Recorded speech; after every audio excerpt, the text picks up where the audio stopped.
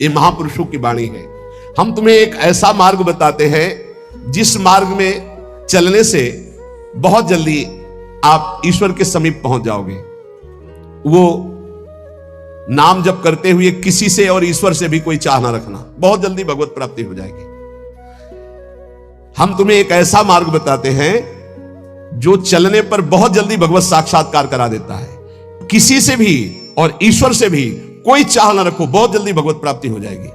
नाम जप करते हुए कोई चाह ना रखो, बहुत जल्दी भगवत प्राप्ति हो जाएगी। और याद रखना, जो नाम जप करता है ईश्वर से कोई चाह नहीं रखता, तो ईश्वर उसकी ऐसे चिंता करता है जैसे छोटे बच्चे की मां चिंता करती है। किस समय उसको बाल भोग देना, किस समय उसको दुग्ध पान कराना, किस समय उसे स्नान कराना, यह मां की चिंता है, ना कि बालक की। जो ना किसी से चाहता है ना ईश्वर से चाहता है, खूब नाम जप करता है, उसे बहुत जल्दी भगवत प्राप्ति हो जाती है।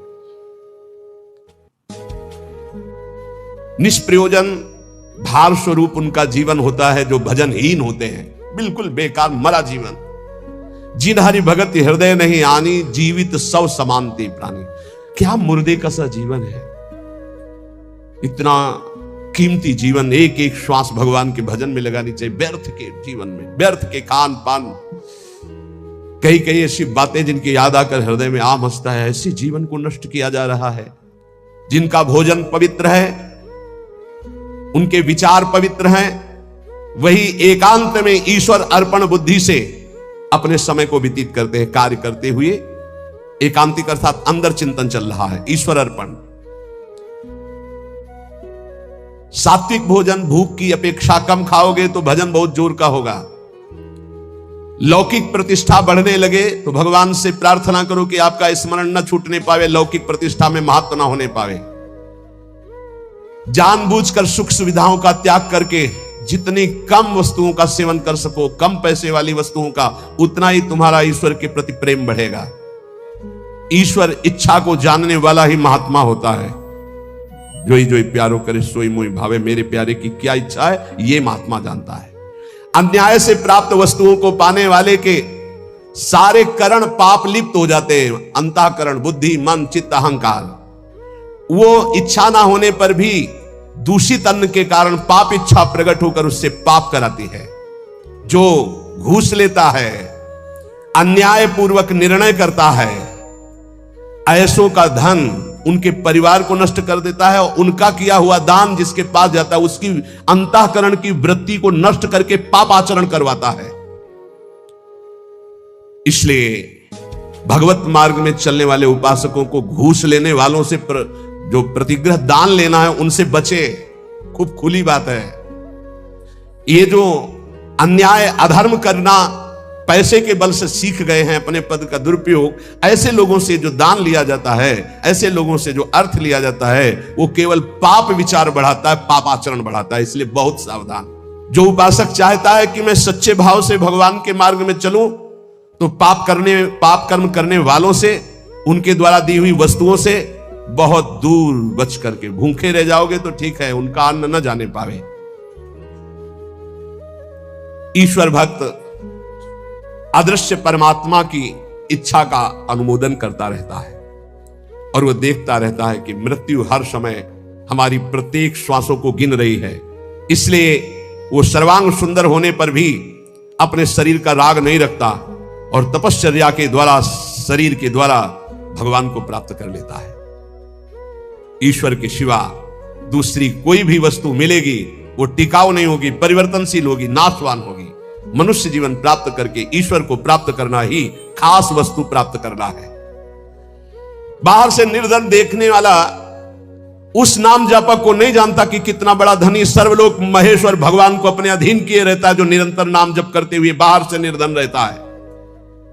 तुम बाहर से निर्धन दिखते हुए अंदर से महान धनी हो यदि नाम जप करते हो, और ये बाहर से जो धनी दिखाते हैं अंदर से खोखले हैं, इनके पास अहंकार गर्व के सिवा कोई सच्चिदानंद बात नहीं है।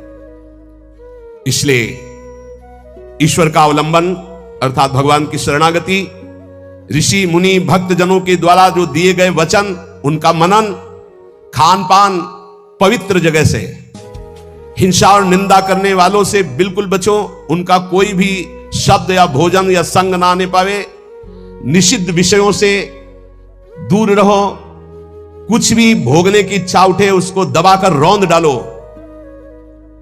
ये तब भगवत प्राप्ति की योग्य बनता है। जो महात्मा आचार विचार परायण होकर धर्म में चले हैं उन्हीं के अनुसार चलो। सत्कार्यों में स्थिति प्राप्त करने के लिए उन महात्माओं का अनुसरण अत्यंत आवश्यक है। इस जगत में प्रभु के समान कोई सच्चा सहायक नहीं है। मूर्तिमान प्रभु के सहायक स्वरूप ये महापुरुष जन है, इन्हीं का आश्रय ले लो, इन्हीं के पीछे चलो तो सतमार्ग का दर्शन हो जाएगा। सतमार्ग पर चलाने के लिए ही पहली पीढ़ी जो हमारे गुरुजनों की है उसका अनुसरण करना है। महाजनों गतेन सपंथा, संसार केवल फंसाने वाला है, महापुरुष ही केवल मुक्त करने वाले हैं। जो अपनी श्वासों को व्यर्थ में बर्बाद करते हैं, शराब पीते हैं, मांस खाते हैं, व्यभिचार करते हैं, गंदे आचरण में चलते हैं, क्या कैसे माता पिता हैं इस बात के लिए राजी हैं कि मेरा बेटा नरक जाए? इस बात के लिए राजी कि मेरा बेटा गलत आचरण करे, और वही शराब पी के जब आवे तो दो चार मुझे थप्पड़ मार के घर से बाहर करे, ये आचरण? अगर माता पिता को भगवान मानकर उनकी सेवा करो। वो कह रहा था कि आप अपराध भर हमको ना बोध कराएं, तो एक बार अंदर से इच्छा कि अपने बाप को उठा के पटके और खूब धुलाई। तो हम कहा अगर हमें मित्र मानते हो तो एक शब्द भी कटु मत बोलना। गुरु मानते हो कि नहीं वो तो तुम जानो, दोस्ती के लिए तो हम हाथ फैलाते हैं, हम हित मित्र हैं। अगर हमें मित्र मानते हो तो ऐसे माता पिता के रोज पैर छुओ, उनमें भगवान की भावना करो और मेहनत करो, लेबरी करके भी कमाओ और उनको खवाओ पियाओ, और वो जब हमारी निंदा करें तो कान में अंगुली डाल लो और अपने सतमार्ग में चलो। बड़ा विचित्र समय है। जो माता पिता प्रथम गुरु कहे गए हैं, भगवान के मार्ग में चलाने वाले या सतमार्ग में चलाने वाले या संसार में कदम हमारे जो बढ़े, धन्य है वो मां जो अपने रक्त को दुग्ध बनाकर मुझे पान कराकर इतना बड़ा किया। धन्य है वो पिता जो मेहनत करके हमको पढ़ाया लिखाया। अब वो चाहे जितना कड़ुआ बोले हम उसे भगवान की तरह पूजेंगे। सबको ये मानना चाहिए। उनकी वृद्धावस्था वो कुछ भी बोल सकते हैं, बड़े लोग हैं, हमें उनकी सेवा करनी और सतमार्ग में चलना है। इस जगत में प्रभु के समान कोई सच्चा सहायक नहीं, और प्रभु ही महापुरुषों के रूप में प्रेरित करते हैं आकर के अपने मार्ग को।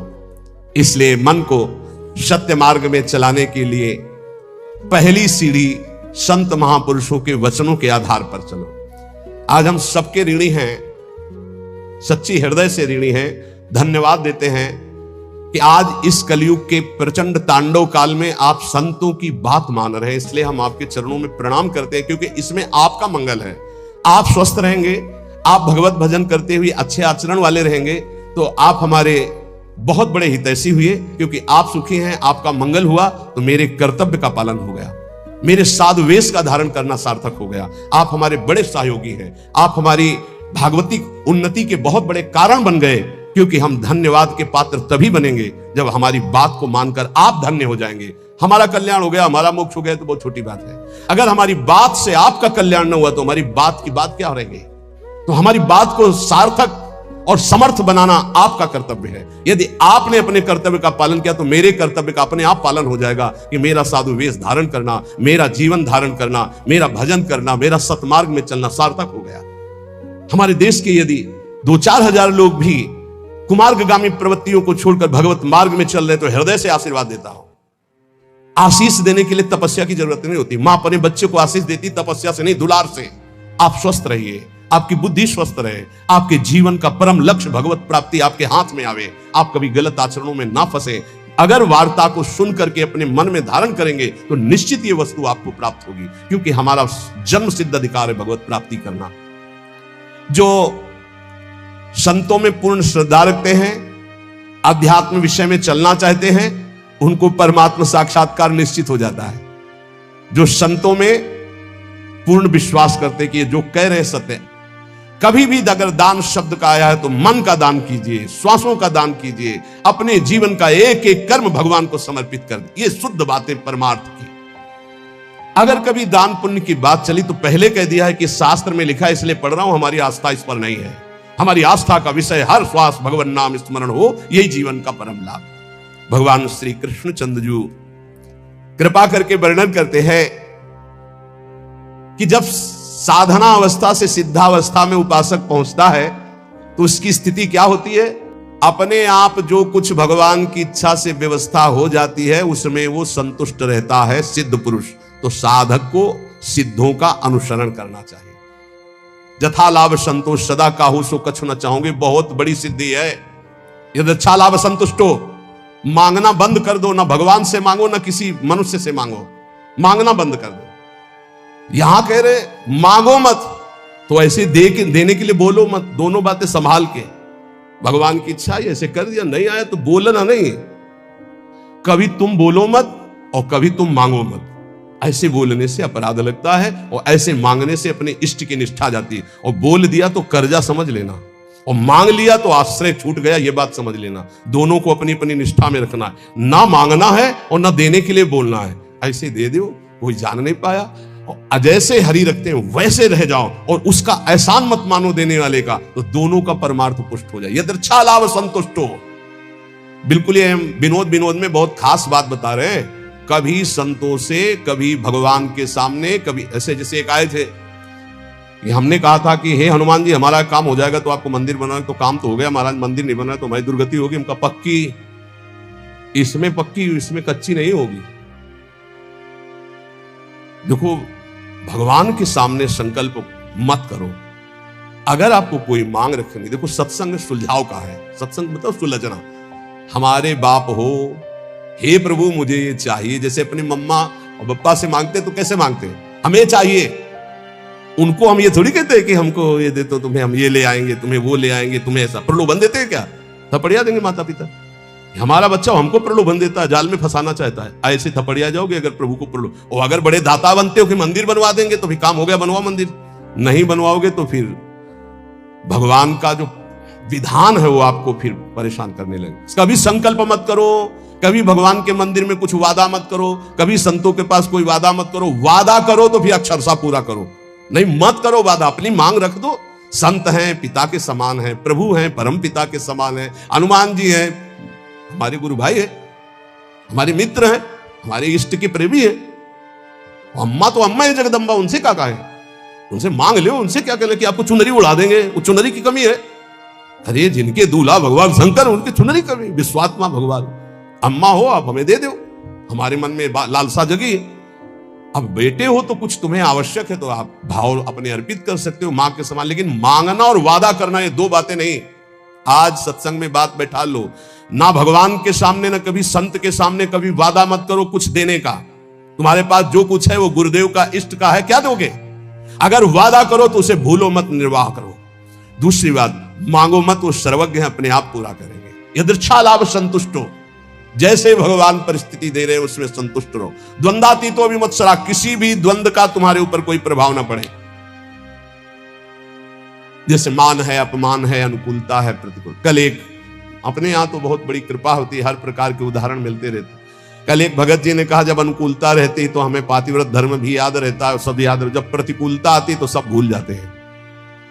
इसको कोई भक्ति कहते हैं? अनुकूलता में तो सब जय हो बोलते हैं, जब प्रतिकूलता में जय हो बोलो तब तो तुम्हारी भक्ति रही। द्वंद्व आती तो अनुकूल प्रतिकूल, मान अपमान, लाभ हानि, दुख सुख में बराबर जिसका भाव रहता है वो सिद्ध महापुरुष होता है। साधक को बराबर भाव रखने की चेष्टा करनी चाहिए। विमत्सरा, किसी के प्रति ईर्ष्या मत रखो। ईर्ष्या बहुत हानिकारक है। ईर्ष्या में बहुत बड़े बड़ों का पतन होते देखा है। ईर्ष्या बहुत जल्दी नाश कर देती है, इसलिए ईर्ष्या दूसरे के प्रति होने का मतलब अपना नाश करना। समा सिद्धाव सिद्धो चो, साधन में चल रहे हो, लाभ मिले ना मिले, आपका साधन सच्चिदानंद में, निराश होने की जरूरत नहीं है। बहुत ध्यान से सुनना, नहीं तो ये आने लगता है कि हमारा इतना समय हो गया भजन करते, कोई लाभ तो हमारे को मिला नहीं। देखो, गुरु कृपा से कभी तुम्हें लाभ नहीं दिखाई देगा। गुरु कृपा से जब लाभ दिखाई देने लगे तो जान लेना अकृपा आ गई है। क्यों? अहंकार के बिना लाभ का अनुभव नहीं होता। जब अहंकार आता है तब लगता है मेरे में सद्गुण आ गया, और जब दैन्यता आती तो बड़े बड़े सिद्ध महापुरुषों को देखा, कभी उनको यह अनुभव नहीं होता मैं प्रेमी हूं, मैं भागवती हूं।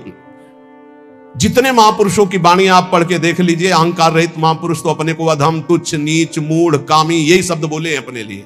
जब अपने में आ जाए कि मैं निष्कामी, मैं महात्मा, मैं सिद्ध, मैं तो जान लेना अहंकार जागृत हो गया। और ये भगवान की कृपा से नहीं होता है, अकृपा से होता है। इसलिए समा सिद्धा व सिद्ध हुआ, चाहे ऐसी स्थिति दिखाई दे कि हमारे में कुछ लाभ आ गया है, या चाहे दिखाई दे कुछ लाभ नहीं आ गया है, ना फूलो ना भूलो, सम रहो। समा सिद्धा व सिद्धौ च, दोनों में समान भाव रखो। चक्रत्वापि न निबध्यते, वो कभी इस माया में बंधता नहीं है। आगे भगवान कह रहे, किसी के भी संग का कोई भी रंग ना चढ़ने पावे, उसे सिद्ध पुरुष कहते हैं। जित संग दोषा। चाहे वो घोर पापी हो, नीच हो, व्यभिचारी हो, दुराचारी हो, नाना प्रकार की भोग सामग्री बहिर्मुख पुरुषों का सब कोई फर्क नहीं, वो अपने रंग में है। जो रही मुत्तम प्रकृति का कर सकत कुसंग, चंदन विष व्यापत नहीं लपटे रहत भुजंग। क्यों?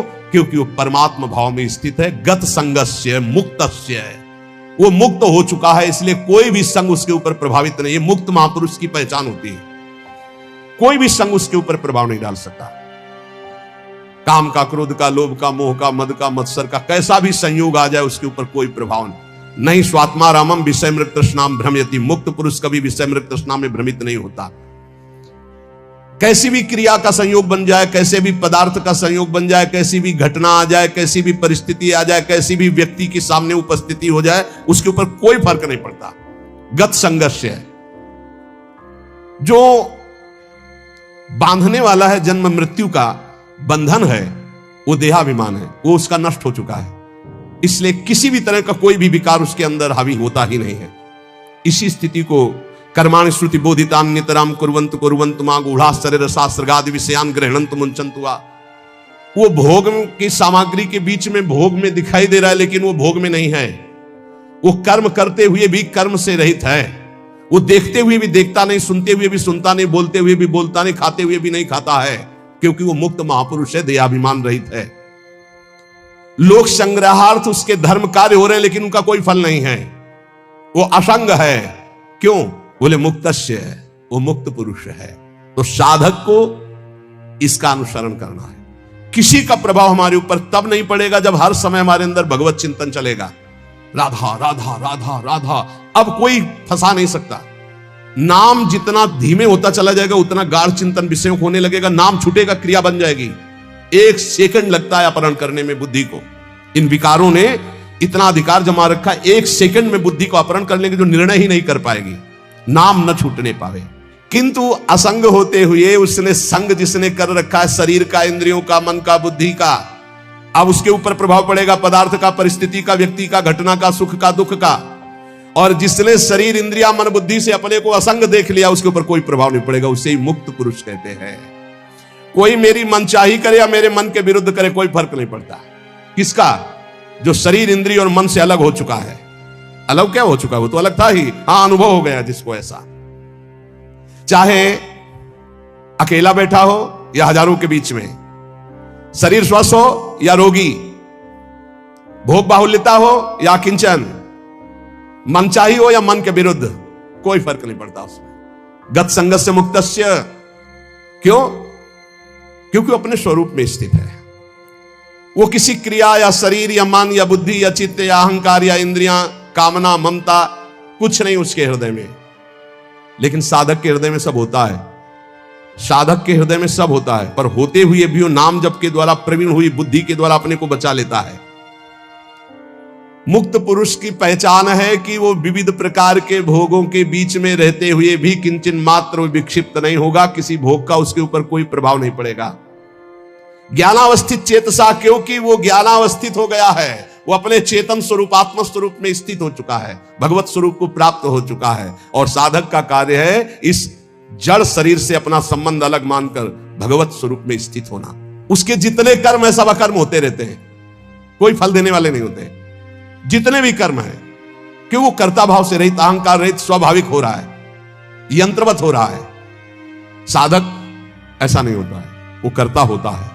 अब उसको क्या करना है कि वो ना फंसे, हर कर्म भगवान को अर्पित करना है। अगर भगवान को कर्म अर्पित कर दिए तो वो भी अकर्म हो गए, वो फल देने में समर्थ नहीं होते। आगे आएगा समझ में। कर्ता, करण, कर्म, ये 3 हैं। कर्ता जो कर्म करने वाला है, करण जिनके द्वारा होता है, और जो होता है उसे कर्म कहते हैं। कर्ता, करण, कर्म, इन 3 के द्वारा बंधन प्राप्त हुआ है। न कर्ता रहा तो करण है, और कर्म हो रहा है तो फल उसका अकर्म है। जैसे इंजन बंद कर दे और ढलान में गाड़ी छोड़ दे तो न पेट्रोल का खर्चा होगा, वो अपने आप चलती चली जाएगी। इंजन बंद है, बस ऐसे समझ लो।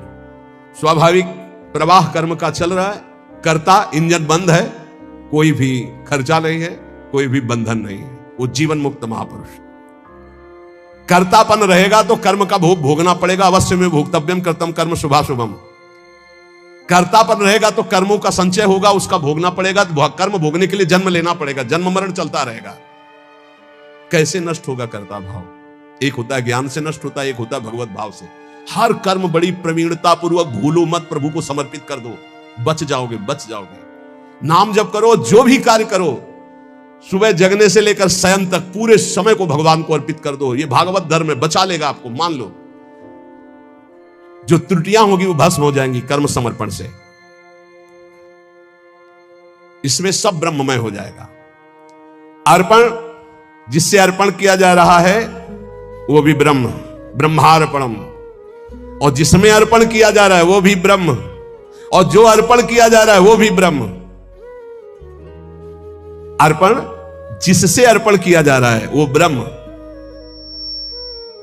और जिसमें अर्पण किया जा रहा है वो ब्रह्म, और जो अर्पण किया जा रहा है वो ब्रह्म। तो स्वयं ब्रह्म की प्राप्ति समाधि अवस्था को हो जाता है। यह ज्ञान अपने को तो नहीं है, पर इतना जरूर है कि हमें जो सामर्थ्य है वो भगवान की दी हुई। बिल्कुल सरल भाषा में आपको बता रहे, हमारे पास जो भी वस्तु है भगवान की दी हुई। हम जो भी कर्म कर रहे हो भगवान के लिए, वो सब कर्म भगवान को समर्पित कर देते, तो हम भी भगवत स्वरूप हो गए, हम भी भगवत स्वरूप हो गए। बड़ा आनंद का विषय, बस इसे समझ, ये ज्ञान का विषय है। इसी को आप भगवान में ले लो, भक्ति के द्वारा। हमारे पास जितने भी अंग हैं वो सब भगवान की दी हुई, जो भी वस्तुएं सब भगवान की दी हुई, जो बुद्धि है वो भगवान की दी हुई, जो भी भगवान की आज्ञा से हम कर्म करते हैं भगवान को समर्पित करते हैं, तो हमें भगवान ही प्राप्त होंगे। अन्य योगी लोग भगवत अर्पण यज्ञ का ही अनुष्ठान करते हैं, जो अभी बताया। दूसरे लोग योग ब्रह्म रूप अग्नि में यज्ञ के द्वारा जीवात्म स्वरूप से यज्ञ का हवन करते। ज्ञान एक भक्ति के द्वारा। देखो, दो में एक को तो अपनाना पड़ेगा, या तो ज्ञान के द्वारा देखो सब ब्रह्म स्वरूप, और या भक्ति के द्वारा। तीसरा कोई उपाय नहीं इसमें, नहीं, ये कर्म बंधन भोगना पड़ेगा। इसलिए हम बार बार कह रहे हैं। अच्छा, जैसे आगे चलकर फिर अर्पण करना नहीं होता। अर्पण करना तब तक होता है जब तक अपना कुछ बकाया रह जाता है, फिर इसके बाद अर्पण कुछ बचा ही नहीं। ये अर्पित, हृदय अर्पित, तब ये थोड़ी ही कि राधा वल्लभ अर्पणम मस्तु, कुछ रही नहीं गया अर्पण करने के लिए, तो करे क्या? समझ पा रहे हो? अभी आपके पास है इसलिए अर्पण करो, उसमें ज्ञान मत लगाओ। हमारी बात समझना। और जिनको हमारी ये बात समझ में आ रही है, तो अब अर्पण करने की कोई बची ही नहीं बात। क्या? जैसे हमारा तन अर्पित है, हमारा मन अर्पित है, हमारा जीवन अर्पित है। अब इनके द्वारा जो अर्पित, वो उन्हीं का घर जाए, नौकर की कोई पेमेंट नहीं होती। समझ रहे हो? ये आत्मसमर्पण जिनका हृदय से हो गया, उनको कर्म समर्पण करने नहीं पड़ते कि श्री कृष्णार्पणम मस्तु, राधा वल्लभ अर्पणम मस्तु। यहां हो गया है सब अर्पण मस्तु। यहां सब अपने आप सरकारी है। घर जाए, नौकर की पेमेंट नहीं होती, चाहे वो बैठा रहे, चाहे फावड़ा चलावे, चाहे कुछ करे, उसका सब कुछ है। वो केवल कहने मात्र को सेवक है। वो स्वामी पर भी अधिकार रखता है। जो पेमेंट लेता है उसकी हर मिनट की पेमेंट है। तो जिसका अपना कुछ है, पति पुत्र परिवार शरीर अपना है, बच जाओगे यदि कर्म अर्पण करने वाली बात समझ में आ गई। नहीं, अवश्य में भोक्तव्यम कृतम कर्म शुभाशुभम। दोनों प्रकार के साधक बैठे हैं, एक अहमग्रह और एक समर्पित। समर्पित साधक को अगर ये समझ में आ गया है कि अब मेरा कुछ है ही नहीं, तो आपको समर्पण की चतुरासी जी का पाठ किया, राधा वल्लभ अर्पणम मस्तु। अब यहां कुछ अर्पणम मस्तु के लिए है ही नहीं। चतुरासी जी गवाओ, चाहे हल्ला मचवाओ, जितना बोलेंगे वो सब आपकी बात बोलेंगे। हम हंसेंगे तो हमारा भजन होगा, हम चलेंगे तो हमारी परिक्रमा होगी, बात करेंगे तो आपके स्तोत्र होंगे, क्योंकि आपके सिवा हमारा कोई है नहीं। जिनकी ऐसी भावना आ चुकी, उनको अर्पण करने की जरूरत नहीं। समझ रहे हो? और जिनको ये है, हे परमात्मा, हे भगवान, तो फिर अर्पण कर देना, क्योंकि अभी दूरी है।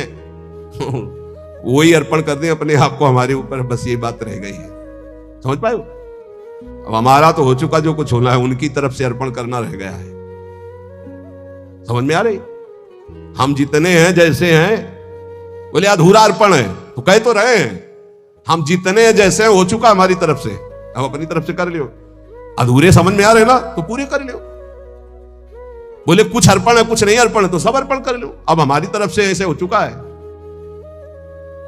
कोई परवाह नहीं। अगर ऐसा है तो बोलने की जरूरत नहीं, राधा वल्लभ अर्पणम मस्तु, ये बोलने की जरूरत नहीं। अगर ये है कि अभी हमारा कुछ है तो पक्का बच जाओगे। हर कर्म प्रभु को अर्पित कर दो। हमें श्रीधाम वृंदावन का यदि वास मिल गया है और प्रेम नहीं है तो हमारी रहने में कुछ गड़बड़ी है। एक एक रुपया, दो रुपया, 10 रुपया, जितनी सामर्थ्य तो ये करना चाहिए गृहस्थ धर्म के अनुसार। यदि आपके पास है तो जरूर करना चाहिए। तीर्थों में जाए, 1, 2, 4 साधु महात्मा ब्रह्म ऋषि, वहां के जो सेवक जन हैं, पुजारी जन हैं, उनको पवाए, उनको भेंट दे, उनके चरण छुए। ये धर्म की पूर्ति होती है यार। मनमानी आचरण, तीर्थों में बीड़ी सिगरेट पी रहे, तीर्थों में मसाला खा के थूक रहे, तीर्थों में गंदे आहार पा रहे। कैसे बुद्धि, जहां बुद्धि खराब हो पहुंच जाओ तो ठीक हो जाए, वहां बुद्धि खराब करने वाले कार्य। जैसे भजनानंदियों के लिए एकांत में भजन में बहुत मन लगता है, ऐसे ये जो पापाचरण करने वाले हैं इनको भी नारा, तलहटी, घाटी इनको भी अच्छी लगती, खूब नशा की उन्मत्त हुए। तो जो अधर्म पूर्वक आचरण करता है उसे कभी शांति नहीं मिलती। धर्मात्मा धन से शांत नहीं होता, वो धर्म से शांति को प्राप्त होता है। जीवन निर्वाह के लिए तुम्हें जो वस्तुएं प्राप्त हुई हैं उनमें से चाहिए कि कुछ हिस्सा निकाल करके दूसरों की सेवा में लगाना चाहिए। यह धर्म कहता है। और कहीं अतिथि आ जाए तो अपनी परवाह ही ना करे, फिर अतिथि की सेवा कर दे। इसी को धर्म कहते हैं। आप आश्चर्य मानेंगे कि ऐसा कैसे हो सकता है। पीपा जी, सीता सहचरी जी द्वारिकाधीश के दर्शन करके, दिव्य द्वारिकापुरी के, और जब सुना कि एक ऐसे अकिंचन महापुरुष हैं चीदर चिदरानी जी, जो रात दिन भजन में लगे रहते हैं और कोई संत आ जाए तो सेवा करते हैं और निरंतर भगवान के चिंतन में डूबे हुए प्रेम में, तो उन्होंने कहा कि भगवान के दर्शन का फल होगा कि चीदर चिदरानी जी के दर्शन करें। मतलब हद हो गई, हद हो गई। इस कोटि का धर्म का पालन। अब चीदर चिदरानी जी की मिट्टी की दीवार, मिट्टी की छत और एक खिड़की दरवाजा नहीं। क्यों? जब संत आते तो कुछ ना कुछ बेच करके उनका स्वागत करते। जब पीपा जी सीता सहचरी पहुंची, बहुत आनंदित हुई चीदर चिदरानी। एक फटा सा कपड़ा चीदर जी पहने, अस्थिमात्र हुए रहे शरीरा, बहुत आनंदित हुए। सुना था ये राजा थे और ये रानी थी, सारे सुखों को त्याग कर टाट पहनकर भगवान के मार्ग में, और अभी दिव्य द्वारिकापुरी के दर्शन करके आ रहे। बहुत प्रसन्न, नाच पड़ा मन चीदर जी का। चिदरानी जी के पास गए और कहा, आज बहुत बड़े अतिथि आए हैं और भगवान बड़े कृपालु हैं, पर आज इनके स्वागत के लिए हमारे पास एक चना भी नहीं है, कुछ नहीं। आज मुझे दुख हुआ, अभी तक तो दुख नहीं हुआ, आज दुख हुआ कि इतने बड़े अतिथि की मैं कुछ सेवा नहीं कर पाऊंगा। चिदरानी जी ने कहा, शोक करने की अभी गुंजाइश नहीं है। मेरे शरीर का एक वस्त्र ऐसा अभी बिक सकता है।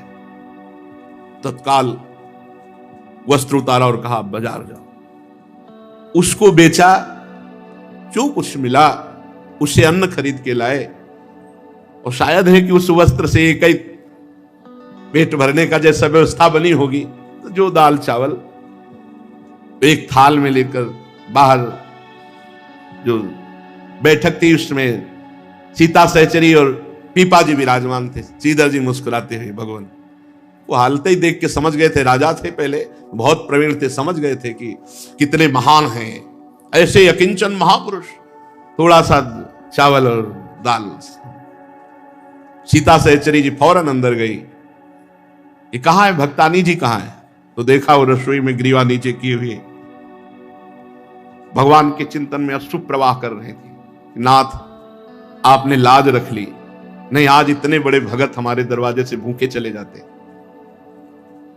सीता सहचरी जी गई, देखा वो दिगंबर शरीर में वस्त्र ही नहीं एक था, वो बेच लिए। तो उन्होंने कहा कि आप निर्वस्त्र बैठी हैं। वो तो हर समय भगवत चिंतन में डूबी हुई महापुरुष थी, तो उनका कौन सी आश्चर्य की बात है, पैदा भी तो निर्वस्त्र ही हुई थी। उनका ऐसा आप कैसे? तो उनका हमने तो सुना था आप द्वारिकाधीश के दर्शन करके आ रही, तो लालसा थी कि आते ही जब आप मिलेंगी तो आप भगवान द्वारिकाधीश की रूप माधुरी सुनाएंगी और हम उसमें डूबे। क्या इस नाशवान शरीर की चर्चा चला दी।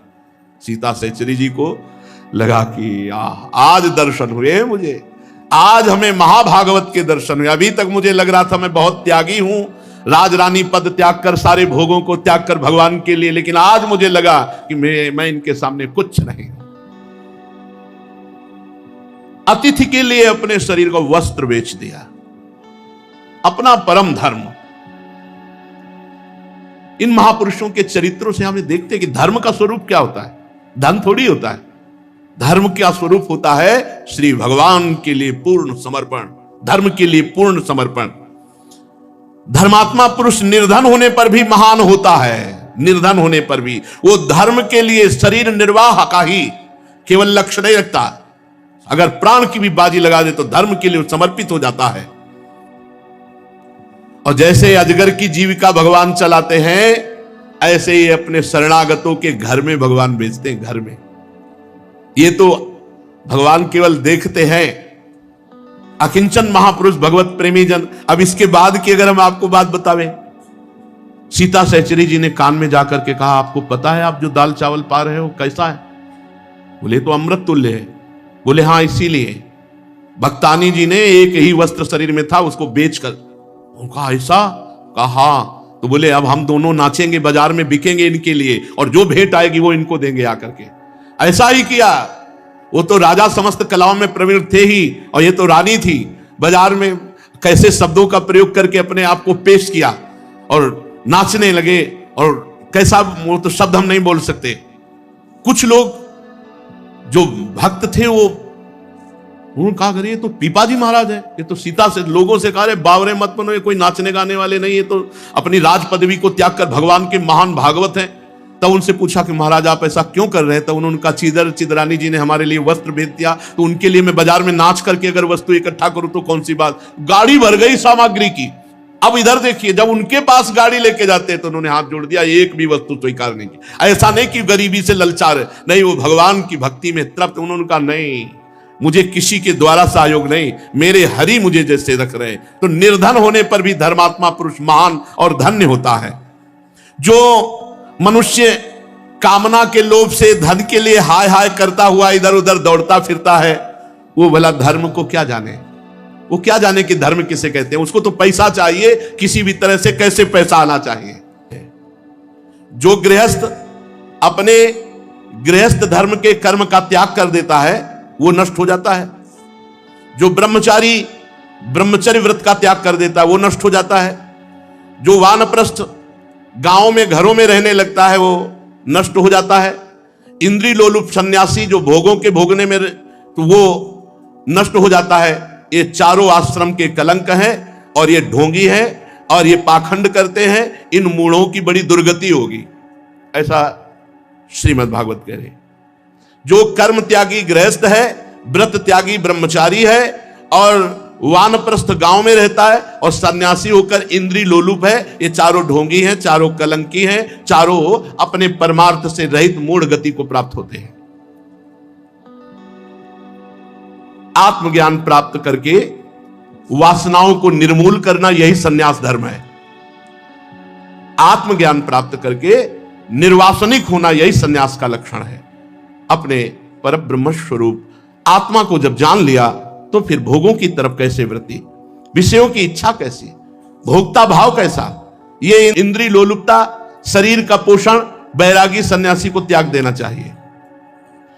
उपनिषदों में कहा गया है कि शरीर एक रथ है और 10 इंद्रियां इस रथ में जोते हुए घोड़े हैं और मन इन इंद्रियों को वश में करने वाली लगाम है। अर्थात घोड़ों को जैसे वश में करने वाला लगाम, ऐसे मन लगाम। शरीर एक रथ है, 10 इंद्रियां इसके घोड़े हैं और मन घोड़ों की लगाम है और ये विचरते हैं शब्द स्पर्श रूप रसगंध और इनका सारथी है बुद्धि। बुद्धि है सारथी। चित्त ही भगवान के द्वारा निर्मित बांधने वाली विशाल रस्सी है। 10 प्राण धुरी है, धर्म और अधर्म पहिए हैं और इनका अभिमानी रथी जीव है। जीव, देहाभिमानी जीव रथी है। अब अगर लक्ष्य पर चले तो कह रहे हैं ओम या भगवान का जो भी नाम, इसमें प्रणव लिखा हुआ, ये ओंकार ही रथी का धनुष है। शुद्ध जीवात्मा लक्ष्य बनाए परमात्मा का, अर्थात निरंतर नाम चिंतन या प्रणव चिंतन के द्वारा संसार का चिंतन छोड़कर आत्मस्वरूप में स्थित हो जाए। इस यात्रा का फल है भगवत प्राप्ति। राग द्वेष, लोभ शोक मोह भय, मद मान अपमान, दूसरों के गुणों में दोष निकालना, छल हिंसा, दूसरों की उन्नति देखकर जलना, ईर्ष्या, तृष्णा, प्रमाद, भूख और नींद, ये शत्रु हैं। इन पर विजय प्राप्त करना चाहिए। साधन में चलने पर ये बड़ी बाधा पहुंचाते हैं। फिर सुन लो, राग, किसी भी शरीर से अत्यंत प्रेम हो जाना राग कहते हैं। यही राग जब भगवान की तरफ लगता है तो अनुराग कहा जाता है, और यही राग जब शरीरों की तरफ लगता है तो बहुत बंधन कारक होता है। जैसे हिरण से राग हो गया तो अगला जन्म हिरण का, और जब राग होता है और प्रतिकूल व्यवहार हो जाए तो फिर द्वेष हो जाता है। साधक इनसे बचे, राग और द्वेष से। ना किसी से अपनापन और ना किसी से द्वेष। द्वेष होगा तो जलते रहोगे, अपनापन होगा तो जलते रहोगे, दोनों तुम्हारे हृदय को जलाएंगे। और लोभ, धन का लोभ नहीं होना चाहिए। जब परमार्थ में चले हैं तो जैसे भगवान जीवन निर्वाह करें, धन की याचना नहीं करनी चाहिए, धन के लिए प्रयास नहीं करना चाहिए, धन का संकल्प भी नहीं बनाना चाहिए कि इतना धन आ जाए। नहीं, जो दे दें उसी से व्यवहार करो।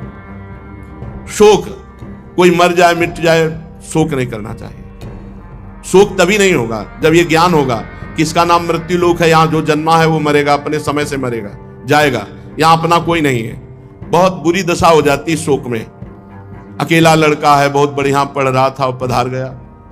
अब माता पिता परिवार की हालत, वर्षों वो दुख से नहीं निभर पाते। ये शोक बड़ा भयावना है। मोह, ये मेरी पत्नी है, मेरा पुत्र है, मेरी पुत्री है, मेरा घर, बड़ा मोह का जाल फैला है। मोह बहुत भगवान का विस्मरण कराता है। मोह गए बिनु राम पद होई न दृढ़ अनुराग, मोह मूल बहुशूल प्रद त्याग उत्तम अभिमान। ये मोह जो है बहुत बंधन कारक है। ये मोह नष्ट होता है खूब सत्संग सुने, नाम जप करे, इसी से नष्ट होता है। भय, अब जैसे भगवान के भजन में चल रहे तो मन बेमतलब भय दिया करता है। संसार भयावह है, कई तरह के भय लगे रहते हैं पीछे। इज्जतदार को कहीं हमारी अपमान न हो जाए, कोई बेइज्जती न हो जाए, धनी को कहीं हमारा धन न खो जाए, बहुत तरह की वृत्तियां होती हैं। भय न करो, भगवान के चरणों का आश्रय लियो, भय नहीं। योगक्षेमम वहाम्यहम, अप्राप्ति की प्राप्ति और प्राप्ति की रक्षा, ये दोनों भगवान संभाल लेते हैं। मद, विद्या आदि का, धन आदि का मद होता है, या बहुत तरह का, हमारा बड़ा महत्व है इसका भी मद होता है। रूप का मद होता है, कुल का मद होता है, बहुत तरह के मद होते हैं। इनका त्याग कर देना चाहिए।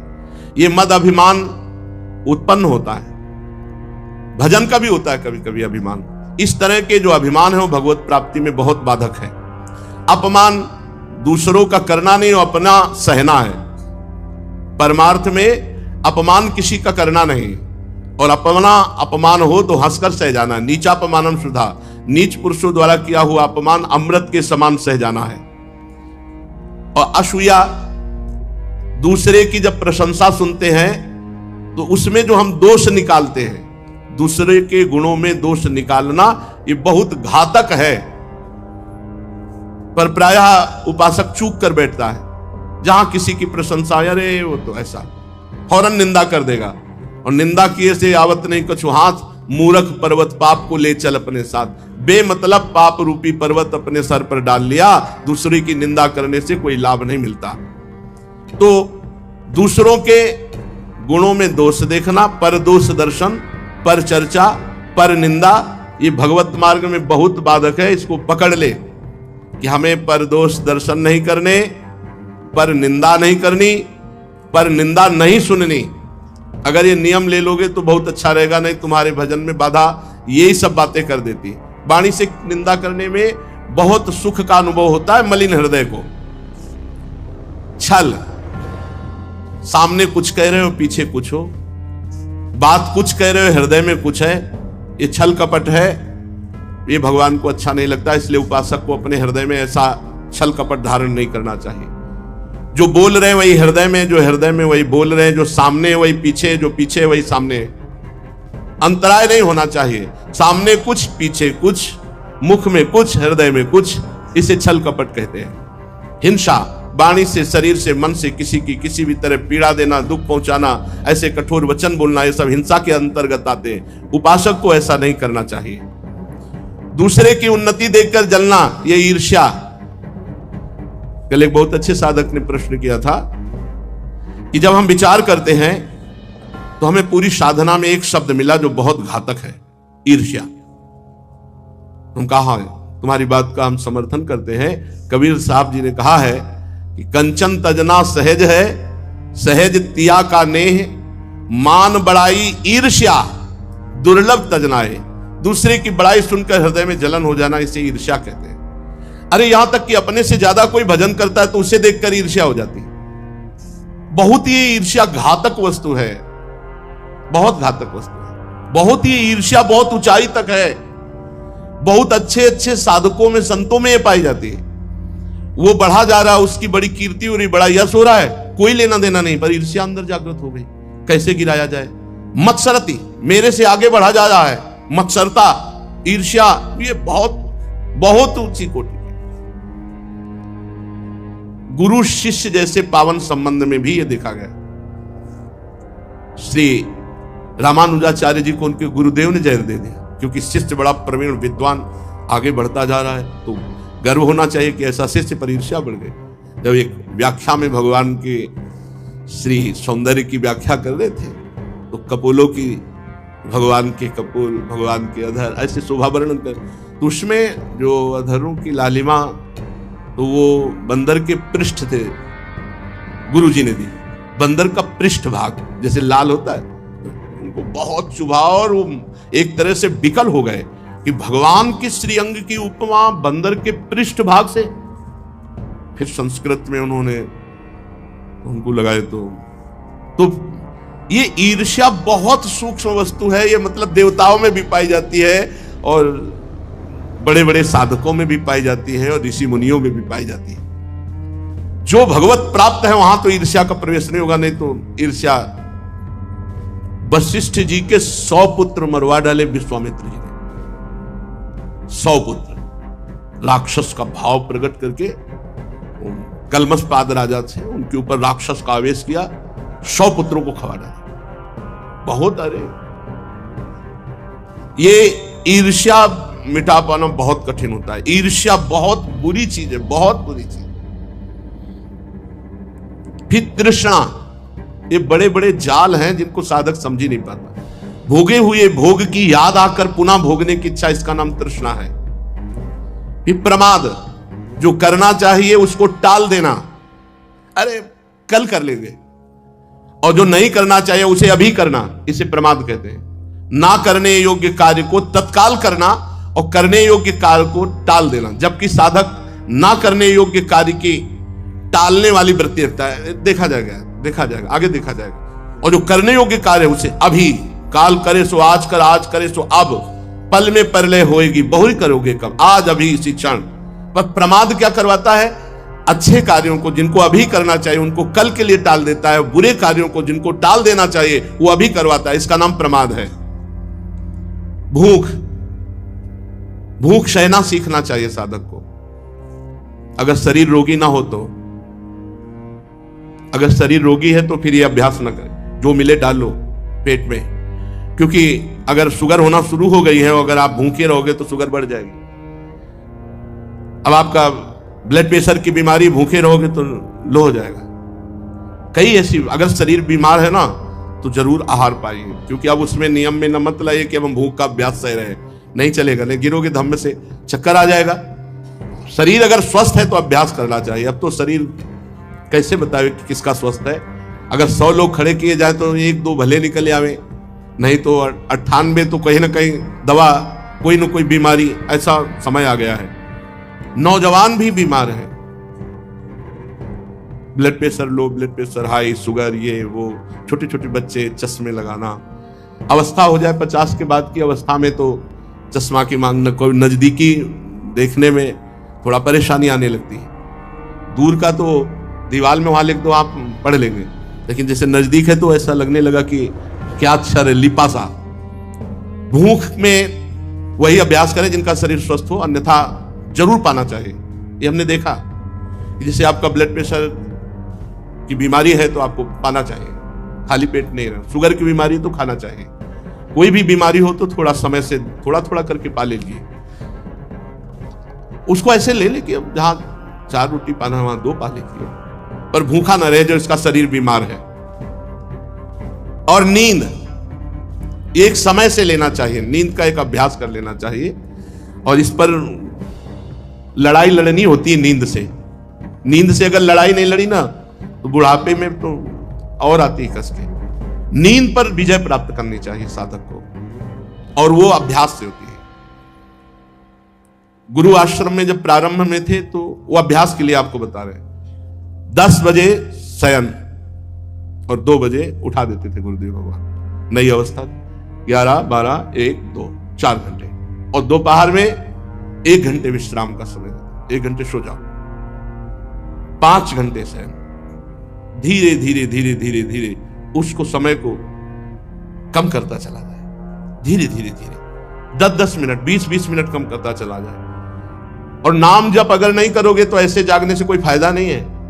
भजन के लिए जागा जाता है, थोड़ी कि फिल्मी गाना सुन करके जाग जाओ, या ऐसे कान में लगाए हो इधर उधर की मोबाइल की बातें सुन के बोले जागते रहे। हम भी जगते हैं, 2 बजे रात तक जगते हैं और 10-11 बजे दिन तक सोते हैं। जगते तो लोग है ही हैं, पर वो भजन में थोड़ी जगते हैं। फालतू जगना है, वो फालतू जगना। नींद पर शासन करें। ये साधक के दुश्मन है। फिर सुन लो, राग, द्वेष, लोभ, शोक, मोह, भय, मद, मान, अपमान, दूसरे के गुणों में दोष निकालना, छल, हिंसा, दूसरे की उन्नति देखकर जलना, ईर्ष्या, तृष्णा, प्रमाद, भूख और नींद, ये शत्रु हैं, भगवत प्राप्ति होने में बाधा पहुंचाते हैं।